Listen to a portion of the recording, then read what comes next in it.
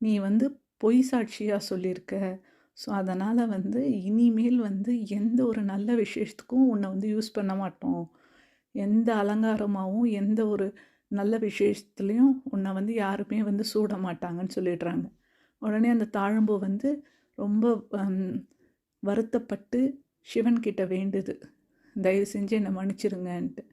எனக்கு வந்து இந்த சாபத்துலேருந்து விமோச்சனம் கொடுங்கன்ட்டு.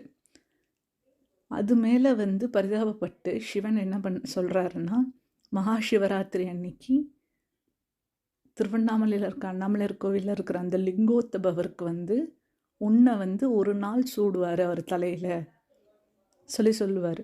ஸோ அதை கேட்டு அந்த தாழம்பு வந்து ரொம்ப ஹாப்பி ஆகிடுச்சுன்னு சொல்லுவாங்க. ஸோ அந்த நிகழ்வு நடக்கிற டைம் தான் இது.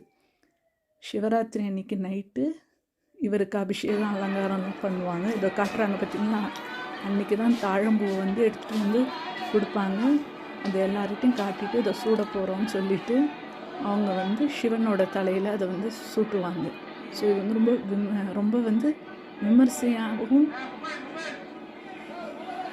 வருஷத்துக்கு ஒரு தடவை நடக்கிற நிகழ்ச்சியாகவும் வந்து எல்லாரும் இதை வந்து பார்க்க வருவாங்க. நான் சின்ன வயசில் பார்த்துருக்கேன். பட் இது வந்து என்னென்னா ரொம்ப ஒரு